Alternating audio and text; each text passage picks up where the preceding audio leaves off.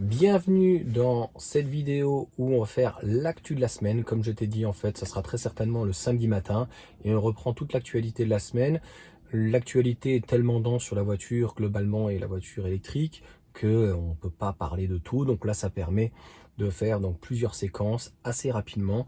On va parler bien sûr de l'Allemagne donc qui arrête le bonus. On va parler les taux pour le coup qui se resserrent donc en France, puisque même s'il y a toujours le bonus, on est passé de 80 à 41%, donc ça aussi, on va en reparler. Le Dacia Jogger qui explose au niveau des tarifs.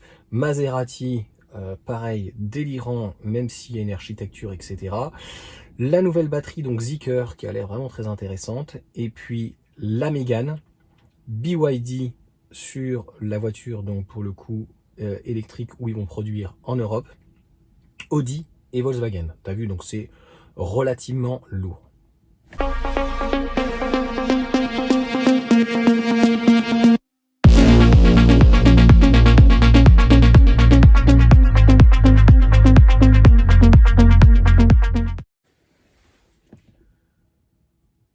Tout d'abord, donc j'en ai parlé dans une des vidéos, l'Allemagne arrête le bonus.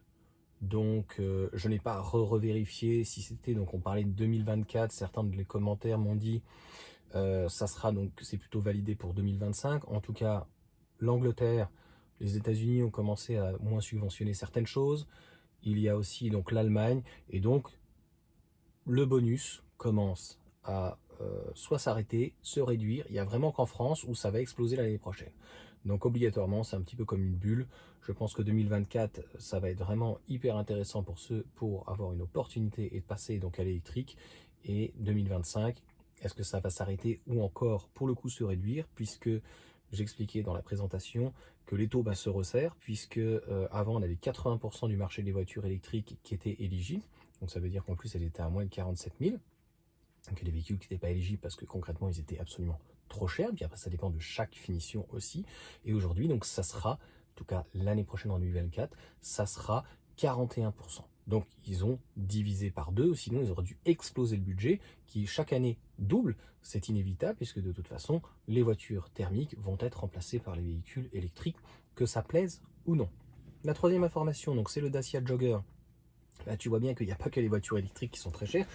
Un Dacia donc Jogger donc full, je ne sais plus la finition comment elle s'appelle. Tu pourras donc pour le coup me le dire là-dessus. Donc quand ils disent le haut de gamme, c'est 27 500, c'est le système donc hybride, c'est le 1,6 litre pour le coup qui fait 140 chevaux. Ça commence à faire assez cher. De toute façon, on a le Duster aussi qui va osciller, premier prix, toujours donc leur Access qui est à 20 000, mais ça monte relativement fort. Souvent, ils ont différentes appellations, donc là, c'est peut-être certainement un extrême où ils ont aussi celui avec les garde-boue, etc. Donc voilà, en fonction de chaque année, ils changent de finition. Je ne suis pas un pro Dacia, mais je fais constater en tout cas que il y a une montée en gamme et que eux aussi, donc, les prix sont en train d'exploser pratiquement 10%. Alors il n'y a pas que Dacia, donc de l'autre côté, il y a Maserati, le Grecale Forgor. Horrible nom. Donc qui veut concurrencer, moi je pensais que c'était le Cayenne à ce prix-là, 122 000 euros. Bah non, c'est le Macan. Donc le Macan italien, clairement, au prix, hors de prix, ok, une architecture 800 volts, etc. Mais Stellantis, pour moi, c'est qui tout double. J'ai peur que ça finisse comme Volkswagen, à vouloir tout faire. C'est un petit peu comme d'ailleurs si certains viendront donc aux Chinois. Les Chinois, quand ils font les restaurants chinois, ils font de tout. Ils font des pizzas, ils font voilà, de l'italien, de l'espagnol, ils vont te faire du japonais, enfin, tu m'as bien compris, ils font vraiment de tout. Et à vouloir faire de tout, eh ben, à la fin, on fait tout mal. La nouvelle, en tout cas, il y en a qui font vraiment mal, c'est le cas de le dire. Ils font mal aux autres plutôt. C'est la nouvelle batterie donc de Zeekr, donc en tout cas le groupe Geely. Donc c'est toujours un peu du théorique, donc pareil, il faut émettre des guillemets, mais ils annoncent quand même des charges de 500 kW pour une batterie LFP. L'autre nouvelle, c'est la Mégane, donc ils commencent déjà à baisser ses prix. Donc en France, on voit bien que ils vont positionner leur prix très certainement en fonction du bonus. C'est pour ça que c'est vrai que le bonus a tendance à tronquer. Je suis assez d'accord là-dessus. J'ai fait une vidéo et j'ai fait d'autres vidéos dessus. En Belgique, la Mégane va perdre 5000 euros. Donc ça, c'est l'avantage en fait d'avoir des économies d'échelle. On va avoir des châssis, les batteries, le lithium qui baisse énormément en tarif et un véhicule qui va être entre guillemets à un prix plus raisonnable parce que pour une techno, on va dire, on était aux alentours des 45 000, 44 500 normalement, parce qu'on va me dire mais tu n'es pas précis. Oui, mais ça dépend quelle finition et ce que tu prends dans la finition. Donc de mémoire, la techno est à 44 500 avec le gros moteur 220 chevaux et la batterie de 60 kWh. Mais si tu rajoutes une peinture de mémoire, c'est 650 euros. Après, ça dépend aussi de la remise que tu peux avoir. Et puis, il faut encore rajouter éventuellement, ou tu peux rajouter des options, sans rajouter des attelages ou quoi que ce soit. Il y a encore des options. L'Advance, voilà, il y a pas mal encore voilà, d'options en tout cas qu'on peut rajouter. Mais c'est plutôt intéressant, ça fait une baisse, à contrario du jogger, ça fait une baisse d'à peu près 10 000 euros, donc 10%, pardon. Donc d'un côté ça augmente de 10%, l'autre qui baisse de 10%, et c'est d'ailleurs le même groupe. À la fin, on va arriver à la croisée des chemins. C'est inévitable. Et malheureusement, il n'y a pas d'autre mot. Tant que les couillons, les gens, pour beaucoup quand même, sont en appartement parking ou très souvent en maison. Les irréductibles gaulois, ils sont en maison. Donc, je vois pas, il y a le souci de passer, donc pour le coup, à la recharge à la maison en électrique, mis à part d'avoir des œillères et de critiquer pour critiquer. Si on veut critiquer dans ces cas-là, encore une fois, les boîtes noires, le contrôle, etc., il n'y a pas de problème, sauf que bon, il y a de fortes chances que tu m'écris avec ton ordinateur, un petit peu quand même embêtant, ou ton téléphone, un petit peu aussi embêtant. Je pense que aussi à ce niveau-là, en termes de mouchard, on fait pas mieux. Donc c'est officiel, BYD choisit la Hongrie pour son usine de production de voitures électriques. Alors ça sera pas donc la batterie, mais ça sera clairement la production, donc l'assemblage, pour pouvoir certainement bénéficier du bonus. Il faudra revérifier la Hongrie pour l'Île-de-France, je suis pas sûr que ça passe dans les 110 grammes, mais il faut saluer les choses. Et puis ça fait comme Tesla, BYD des fois se comporte un petit peu de cette même manière. Ils font style de draguer la France. Alors certains vont dire oui, mais c'est parce que le bonus, on a attaqué les Chinois. Bah non, BYD voulait s'installer dans d'autres pays européens. Mais ils s'installent en Hongrie, ils font comme tout le monde. Ils s'installent là où le meilleur rapport qualité-prix par rapport à la main-d'œuvre. C'est tout, et éventuellement l'approvisionnement. Audi, ça va toujours pas mieux. Audi revoit sa perspective de voiture électrique. Donc ça, c'est pour le coup voiture propre, automobile propre qui en parle. Ils sont, alors tu dis de moi, mais alors eux, ils font 20 articles ou 50 articles par jour.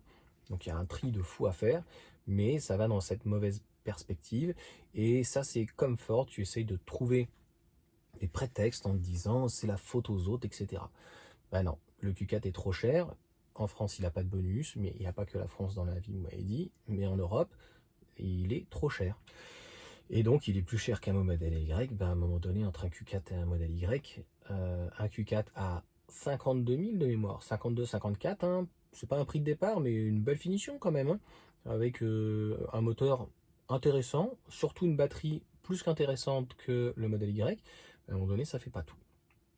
Donc le modèle Y est finalement beaucoup moins cher et propose beaucoup mieux à ce niveau-là, même sans les radars, même sans certaines choses. Donc à un moment donné, Volkswagen, pareil. J'avais fait une vidéo et puis j'avais eu quelques guignols, très peu, un ou deux, et qui disaient non mais tu comprends pas, elle est vraiment pas chère, t'as vu en Chine qui faisait la conversion, mais je dis t'as qu'à aller l'acheter en Chine directement. On est en Europe ici, mon bonhomme. Donc elle est vendue en euros. T'es un imbécile ou tu le fais exprès?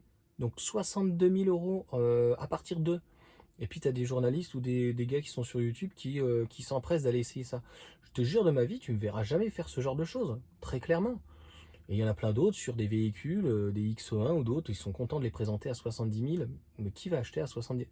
Déjà, moi je me fais alpaguer par des personnes sur YouTube avec des commentaires en disant 30 000, 40 000 c'est trop cher, mais alors à 70 000. Moi, je connais pas beaucoup de personnes comptant crédit ou leasing qui puissent se permettre de se prendre un véhicule à 70 000, un véhicule qui n'est réellement même pas premium. Donc une ID7, oui, elle n'est pas très chère en Chine. Si on la convertit, en tout cas pour nous donner une idée, c'est 23 000 euros ou 25 000, peu importe. Oui, bah, c'est le prix d'une Model 3, c'est le prix donc d'une BYD Seal. Donc clairement, comme je l'ai déjà dit, bah, les Chinois, eux, ils sont patriotes. Et donc à choisir entre un Américain, même Tesla, ou un Chinois, ou même un Volkswagen, et bien clairement, ils achètent Chinois du BYD. Donc voilà pour ces vidéos. Dis-moi si tu veux que je revienne donc sur Volkswagen. Je m'étais écrit en vidéo à produire. C'était, bah, j'y connais rien à l'industrie automobile et non, non, tout va très bien chez Volkswagen. Non, c'est très très inquiétant. Le groupe Volkswagen, ce qui se vend à la base le plus, c'est Volkswagen lui-même. Il y avait quand même Seat. Seat est coulé. Cupra ne remplace pas aujourd'hui Seat. Et Audi. Après, il y a Porsche. Mais Porsche, ça va, est plutôt en bonne santé si on peut dire. Mais sur un groupe entier, c'est pas Bentley qui va sortir le bénéfice pour les autres sociétés ou Lamborghini. Donc moi, je pense que je l'ai dit et j'avais fait donc dans cette vidéo et j'avais eu un commentaire en disant non, mais tu connais rien, ils ont encore du liquide. Ouais, ils ont des liquidités, mais jusqu'à quand? Ça va très très vite. Il suffit qu'ils se retapent un Dieselgate ou n'importe quelle merde, et pof, ça y est, c'est fini. Ils se connaissent tous dans ce type de milieu. Donc il suffit qu'un ingénieur il est au courant de certaines magouilles depuis plusieurs années et qu'il ait décidé de balancer pour X raisons, et ben la société, elle coule. Alors, il n'y a que en Europe ou dans certains pays où on vit à crédit, clairement, on voit l'État français, ou certaines régions ou départements ou certaines mairies, c'est un petit peu limite. Mais une entreprise, c'est privé, en tout cas, impossible. Donc, quand tu n'as et quand Volkswagen n'aura plus de liquidité, parce que clairement ça va arriver, j'ai un moustique dans la voiture, t'y crois? On est le 22. 22 décembre. Si donc Volkswagen, après une fois qu'ils auront plus de liquidité, il va falloir vendre les bijoux de famille. Alors il y en a qui vendent des usines. Là, je pense que eux, en l'occurrence, ils vendront des marques.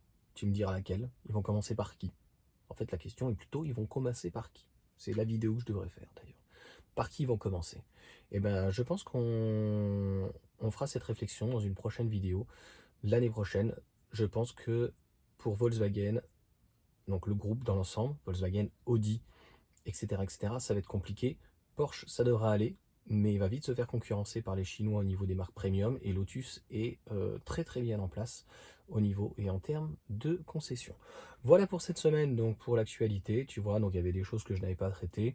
Je pourrais développer plus, mais il vaut mieux rester simple et concis. Sur ce, je vous souhaite une bonne journée, un bon week-end. Donc la vidéo sort, normalement ça sera tous les samedis. De bonnes fêtes, des bonnes fêtes de Noël. Et puis les vidéos elles continuent. J'ai déjà enregistré toutes les vidéos de la semaine prochaine. Donc ça va bien se passer.